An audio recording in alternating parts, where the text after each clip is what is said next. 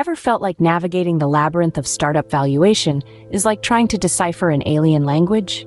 Well, you're not alone. Many find this task daunting, but today, we'll simplify this complex process into easy-to-understand steps. Imagine a startup as a tree. Yes, you heard it right, a tree.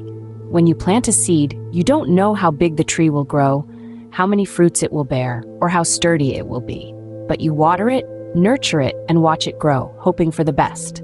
Similarly, a startup starts with an idea, a seed, if you will. The valuation of the startup is like predicting the future growth of this tree. First up, we have the cost approach. This method is like calculating the cost of all the water and fertilizers you've used to nurture your tree. In the startup world, this includes all the investment you've put into your business. The cost of developing your product or service, marketing, salaries, and so forth. Next, we dive into the market approach. Imagine you have an apple tree and you want to know its worth. You would look at how much other apple trees are selling for in the market. Similarly, in this method, you compare your startup to others in the market that are similar in size, industry, and stage of development. Then we have the income approach. This technique is like estimating the worth of your tree based on the number of fruits it can produce in the future. In the startup scenario, you estimate the future cash flows of your business and discount them to present value. This method is particularly useful for startups with a steady income stream.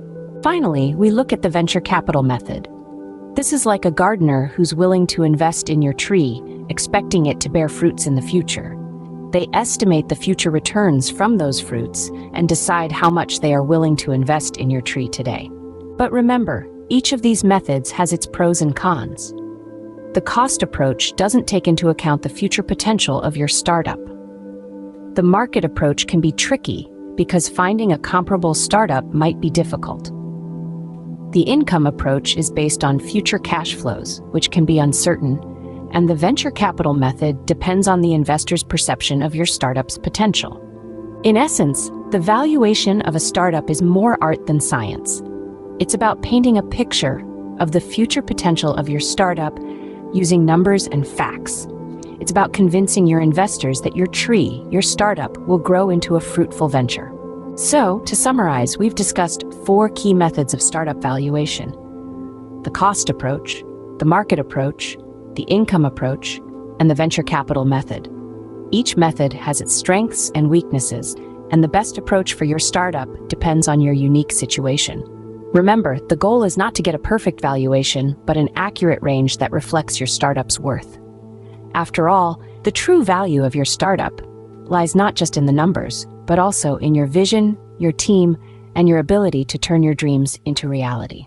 Demystifying startup valuation doesn't have to be rocket science. It's about understanding the growth potential of your seed, your idea, and articulating it effectively to your investors. Now, go forth and conquer the world of startup valuation.